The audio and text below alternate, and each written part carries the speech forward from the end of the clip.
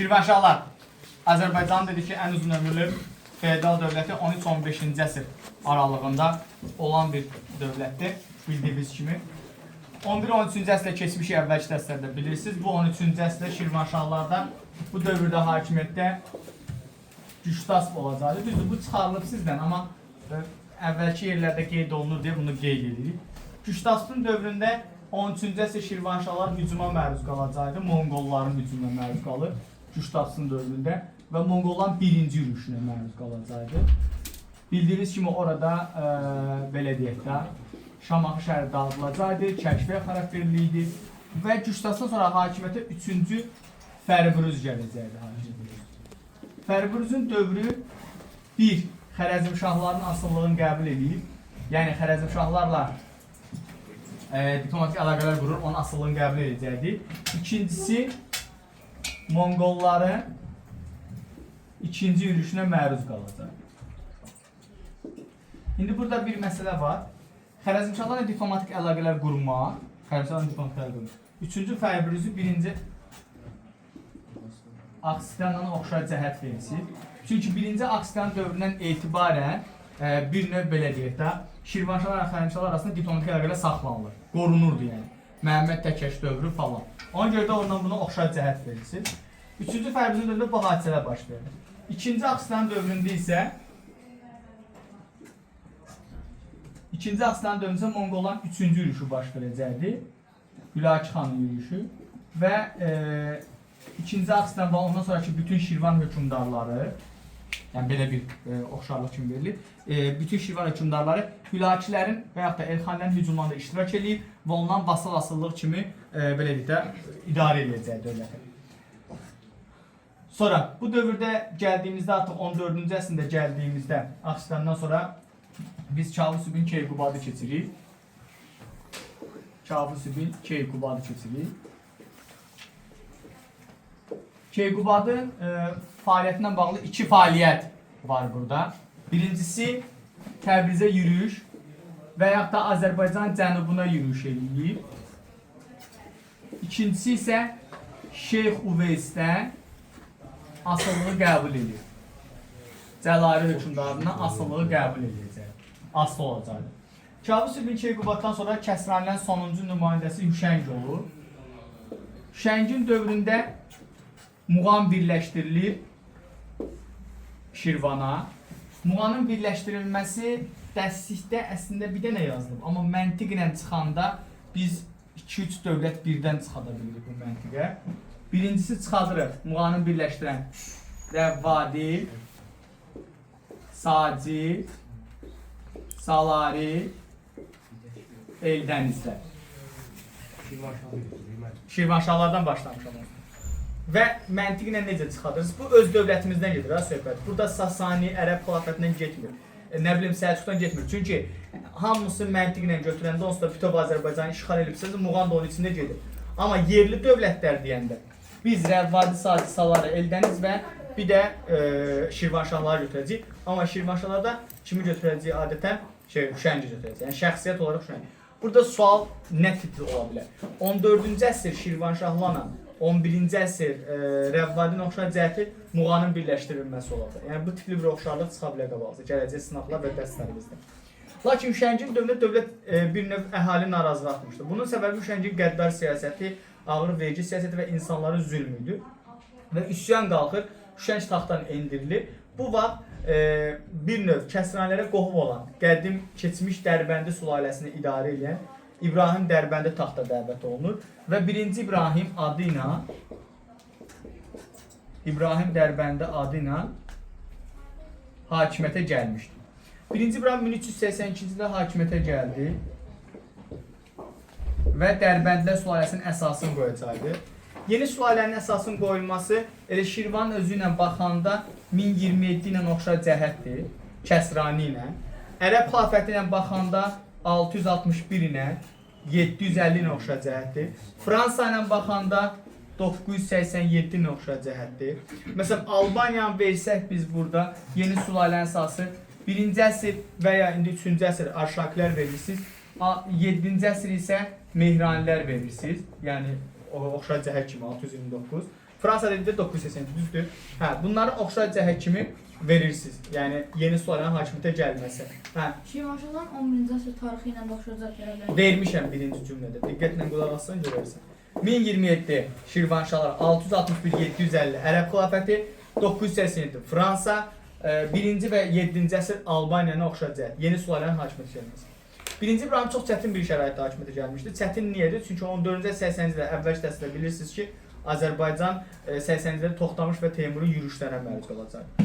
1385-ci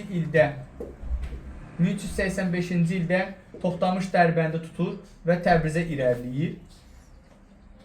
Dərbəndi tutur və Təbrizə irəliləyir.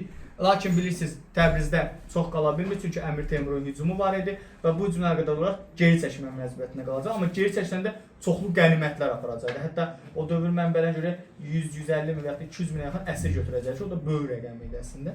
Və 1386-cı ildə Əmir Teymur Azərbaycana yürüyüş edəcək. İbrahim Dərbəndi burada diplomatik siyasət edirəcək. Çünki Əmir Teymura qarşı müqavimət göstərmə uşaqlıq ola bilər. Yəni, çünki adam mərkəzi əslində dağda gəlir və xəbəri onsuz da yayılmışdı. Və Əmir Teymur Təbrizi tutandan sonra Qarabağa gəlir. Qarabağda dincəldiyi vaxtda Şirvan şah hökmdarı İbrahim Dərbəndi elçilərlə bərabərində və hədiyyə ilə bərabər gedir. O dövrdə məşhur idi 9 rəqəmi, yəni hər şeydən 9 dənə. Amma qullardan 8 dənə göndərmişdi. Əmir Teymur sual verir ki, niyə 8-dir? Deyir, bəs 9-cu qul mən özüməm. Sıra içərisində çıxır ortaya və 9-cu qul kimi özünü ifadə edir və beləliklə 9-cu qul kimi özünü göstərdikcə Əmir Teymurun xoşuna gəlir və xoşuna gəldiyi üçün Şirvan idarəsini verir İbrahim Dərbəndi. İbrahim Dərbəndi niyə Toxtamışla Əmir Teymur arasında seçim edəcəkdi? Çünki Əmir Teymur uzaqdan gəlirdi və buranın idarəsi üçün adam lazım idi. Amma Toxtamış yaxın məsafədə, indiki bugünkü Rusiya ərazisidir. Yəni Dərbəndi keçsə buranın idarəsinə ehtiyac yox idi kimsəni. İbrahim Dərbəndi hakimiyyətdən salacaqdı. Əmir Teymurla İbrahim Dərbəndinin müttəfiqliyi və yaxud da ittifaqı Şirvana nə qazandırdı? Buna xüsusi fikir verməsidir. Xüsusən də ikinci qruplar daha çox fikir verməlidir. Üstəsə sualları zaten Azərbaycan tarixinə düşür. Nə qazandırdı? Şirvan daxili müstəqilliyi saxlayır, yersiz dağıntıdan xilas olur. Sonra Şirvanşah dövləti güclənir, həqiqətən güclənir. İbrahim Dərbəndinin nüfuzu artır Azərbaycanda və digər ərazilərdə nüfuzu artacaq. İbrahim Dərbəndi Əmir Teymurun 1395 Terek döyüşündə, bir də 1402 Terek döyüşü Qızıl Orduyla, 1402 Ankara döyüşündə Osmanlı ilə Əmir Teymurun tərkibində vuruşaraq uğurlar qazanmışdır. İbrahimin Əmir Teymurun ittifaq nəticəsində Qarabağda, Gəncədə öz hakimiyyəti geniş yayacaqdır. Azərbaycan şimalına, hətta Gürcüstana qədər nüfuzunu artıracaq. Lakin Əmir Teymur öləndən sonra İbrahim Dərbəndi xarici dəyişikliyi. Bu xarici dəyişikliyi nə idi? Artıq Teymurlərin hakimiyyətini qəbul eləmir və ona qarşı mübarizə aparacaq. Bu mübarizədə İbrahim Dərbəndinin müttəfiqləri kimlər idi? Müttəfiqləri Şəki hakimliyi və Gürcüstan hökmdarları. Birinci İbrahim Dərbəndi, sonra Seyid Əhməd, Şəki, yəni bir də Gürcüstan hökmdarı idi. Yəni, bunların hamısı üçü birləşir 1405-ci ildə Teymurlərlə mübarizə aparır. Burada artıq Mirzə Ömər idi, bir də Miranşah idi Azərbaycanda. Mübarizə aparır və İbrahim Dərbəndi qələbə qazanır, Teymuri məğlub olacaq. Teymurlərlə müharibə aparmaq, baxın ha, Əmir Teymurla yox, Teymurlərlə müharibə aparmaq, bunları Cəlalərlə oxşar cəhət edir, Cəlal dövlətinə oxşar cəhət. Hələ ki, Azərbaycanda tanış olduğumuz dərs budur. Cəlalərlə oxşar cəhət edir. İndi qulaq asın. Baxın, burada məntiq çıxır ortaya, yəni məntiqlə fikirləşmə əsasında. İbrahim Aran hökmdarı idi, Şirvanı. Seyid Əhməd, Şəki, Gürcüstan. İndi beləliklə 1405 qulaq as, yox gözlə. 1405 Kür döyüşündə Azərbaycanın hansı bölgəsində Teymurlərin hakimiyyəti başa çatacaqdı? Şirvan, Şəki və Gürcüstanda. Yəni Kür döyüşündə qələbə qazanan tərəf kim idi? Şirvanşah, Şəki, Gürcüstan. İndi 1405 Kür döyüşü nəticəsində Azərbaycan hansı bölgəsində Teymuri hakimiyyəti başa çatacaq? Şirvanşah, Şəki, Gürcüstanda və yaxud da Azərbaycan şimalında. Çünki biz bunun cənub hissəsində keçəcəyik. Şimal hissəsini bilməlisiniz ki, cənubunu biləsiniz. və 1405-ci ildə bu hadisə baş verəcək. Bu vaxt Təbriz cəmaatı bir növ belə deyək də, Əmir Teymurun nəvəsinin, yəni Mirzə Ömərin bir növ ağır vergi siyasətindən bezmişdi və təngə gəlmişlər, narazılıq var idi.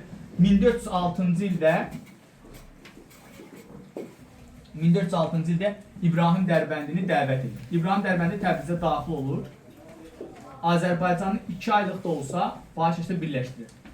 Lakin çox qala bilmir. Qala bilməmə səbəbi Qara üstünə Sultan Əhməd, təbii ki bilirsiniz o dövrdə Azərbaycan Cəlaliri dövlətinin tərkibindədir. Sultan Əhməd bir növ belə deyək də gəlir. Hətta orada da bir ustalıq işlətmişdi İbrahim Dərbəndi.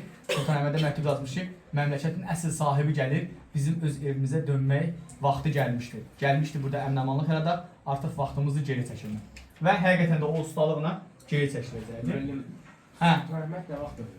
Sultan Əhmədin də biz gəldəsə öldürəcək. 1410-da öldürəcək. Sonra 1407-ci ildə isə Şərqi Gürcüstana səfər edir. Şərqi Gürcüstana səfər eləyib və burada uğur qazanacaqdır. Yəni hakimiyyətin Şərqi Gürcüstana qədər yayır. İndi Şərqi Gürcüstana hücum edən Azərbaycan hökmdarlarını veririk. Qraf hökmdarları hələ vermirəm. Verirsən 1. Məhəmməd ibn Əbsat, Yusif ibn Əbsat, Mərzban ibn Məhəmməd, Şəmsəddin Eldəniz, Məhəmməd Cahan Pəhləvan. Bunlar Şərqi Gürcüstana hücum edən Azərbaycan hökmdarlarıdır. Baxın, Gürcüstanla mübarizə aparmaq bunların içindədir. Amma Şərqi Gürcüstana hücum eləmək ayrı bir termindir. Gürcüstanla mübarizə aparmaq deyirsinizsə, Şəddadi hökmdarlarını da bura verirsiniz. Başa düşdünüz? Hamısını verirsiniz.